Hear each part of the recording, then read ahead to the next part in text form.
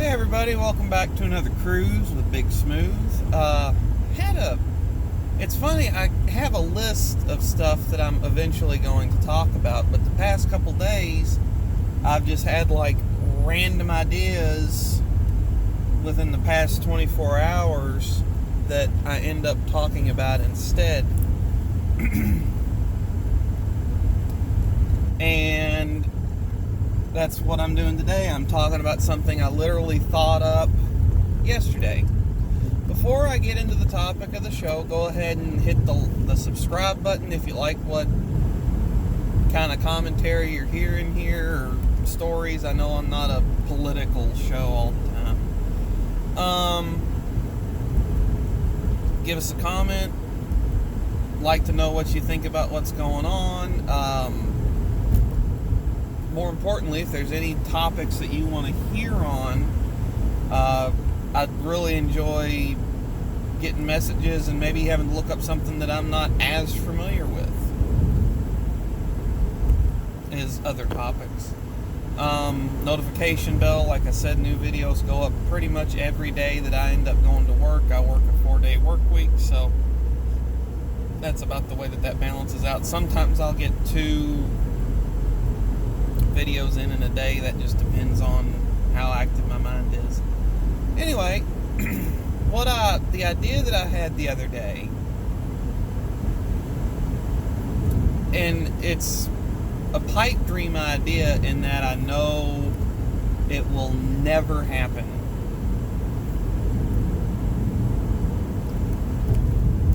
Due to the way that our representative republic works, and due to the way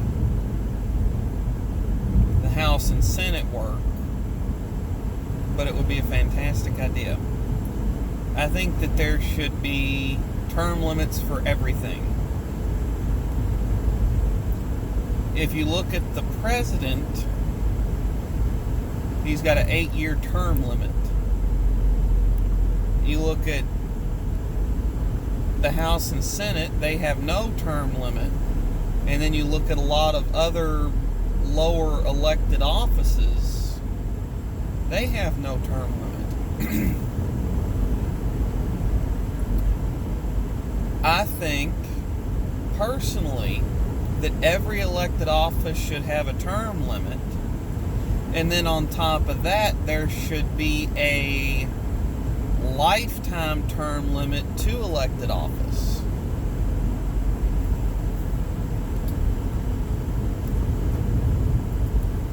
And what I mean by that is, say you run for governor of your state, or you run for state representative in your state. Okay, there should be a term limit on that. And then say you time out of that office, and it's, just say the term limit was set at 4 years.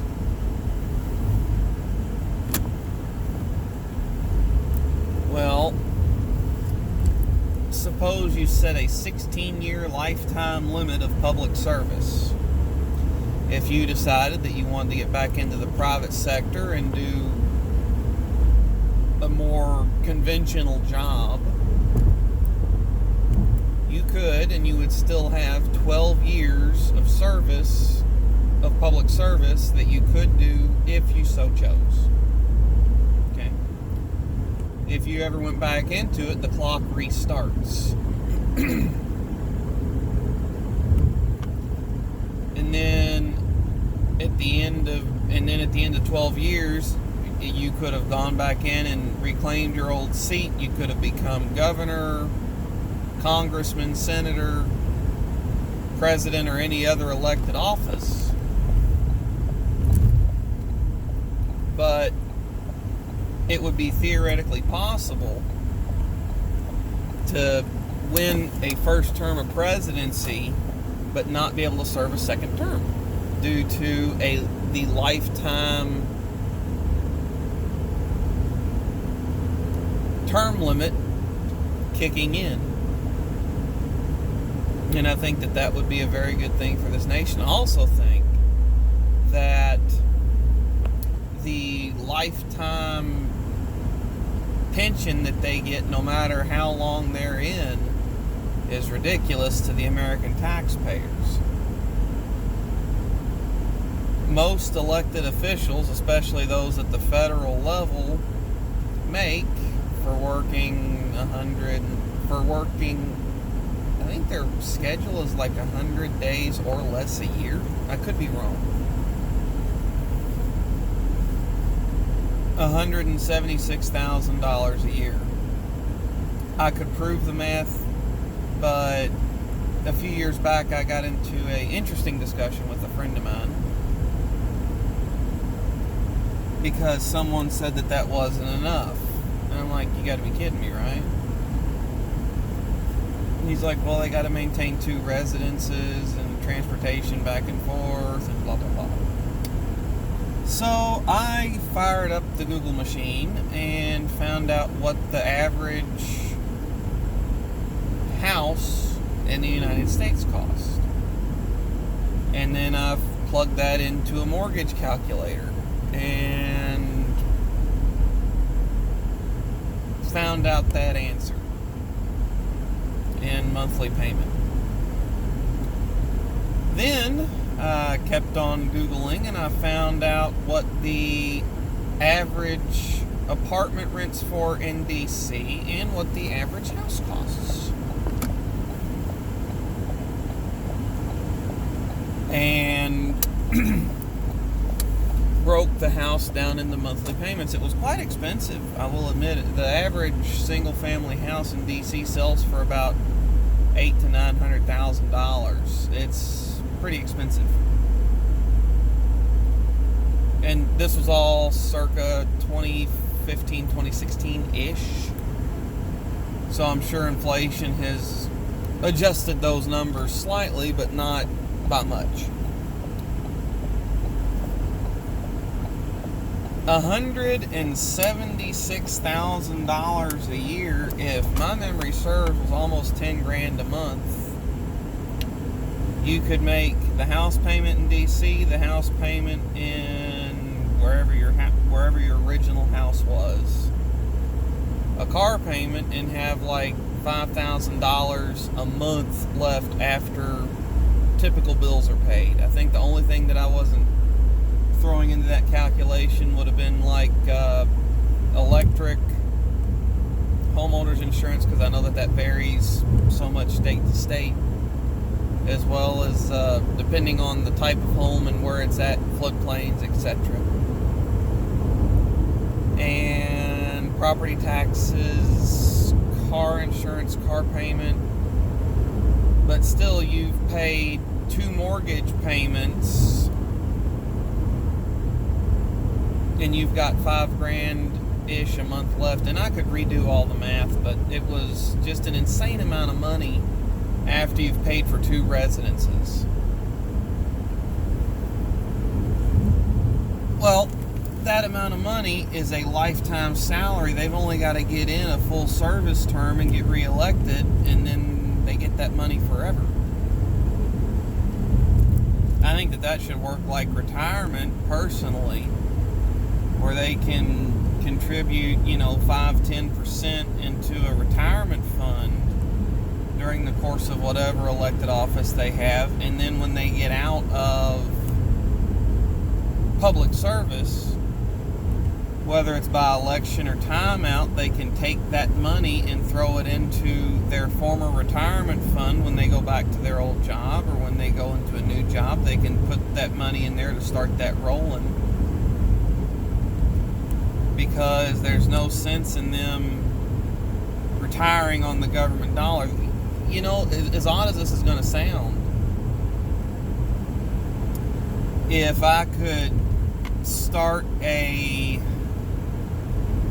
organic campaign effort and become a congressman or a senator for a few years, even though I would despise the behavior of basically everybody,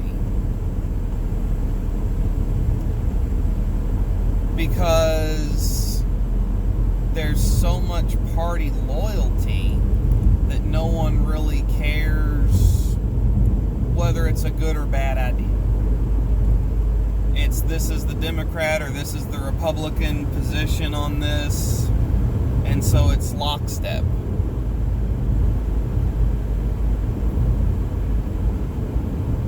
Which I find just stupid. You got elected because you had ideas and a brain. Use it.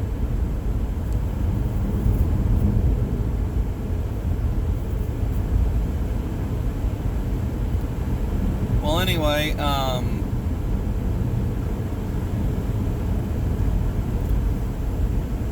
I wouldn't get along with them, but if I could put in 4, 6, 8 years, however long for that works, that would be probably the best retirement plan I could get, because I could retire making almost $200,000 a year in a very short amount of time.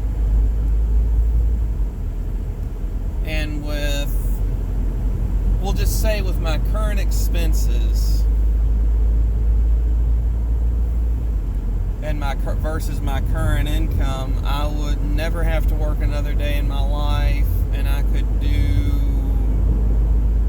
nearly whatever I wanted as far as vacation, travel, vehicles go.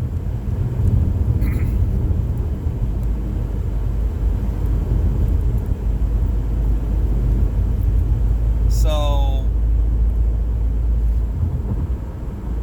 that I just think that the amount that we pay them for a lifetime is ridiculous. I also think that the amount that we pay them is ridiculous.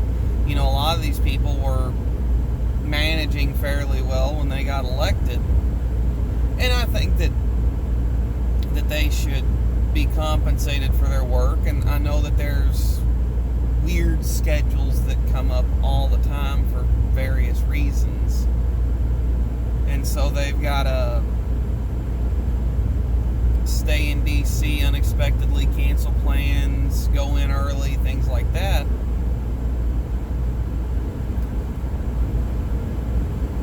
I know that geographically I have an advantage over some people out on the West Coast, but you know, I probably wouldn't even buy a place in DC if I were elected, or rent a place in DC aside from a hotel room. I would probably just stay in my current house, and much better. It's amazing how much gunk your glasses can pick up. I would probably just stay in my current house, and then, since I do not mind driving at all, just drive back and forth to DC on an as-needed basis. I can be there. I could be to DC in a solid day's haul from where I'm at. So I could leave a day or two before whatever's going on and drive back a day or two after. That way I've got a day to rest up and stay in my hotel room and be lazy before I walk into a building and sit in a chair and be lazy.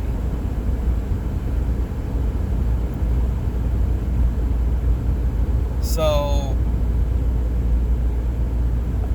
anyway, that's just my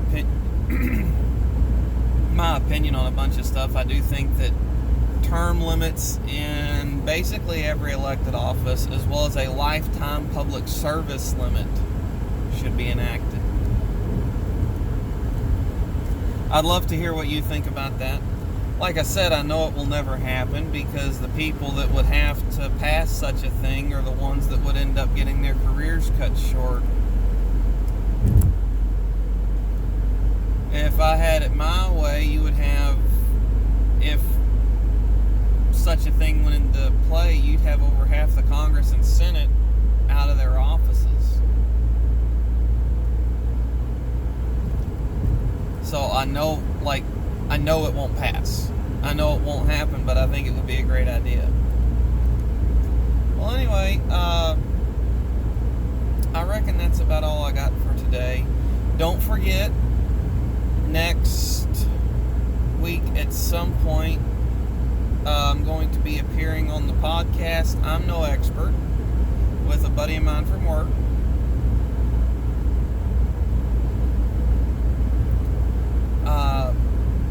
I don't know exactly how he's planning on doing editing and post and when it's going up and all that. I know that we're going to meet on Monday for the recording session. Oh, good golly. We're doing 40 and a 55. You get a play-by-play on traffic out in the middle of nowhere. Sorry.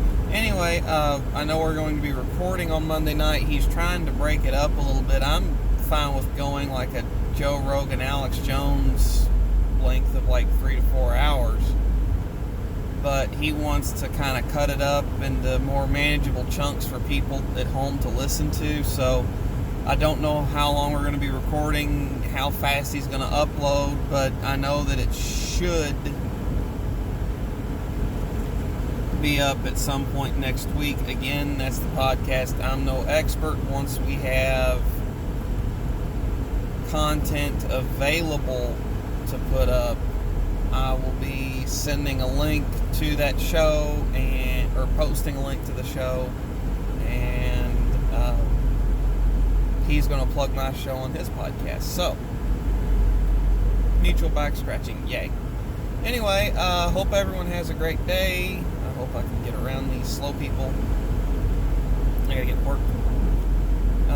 Everybody be safe and have a good day and a good weekend.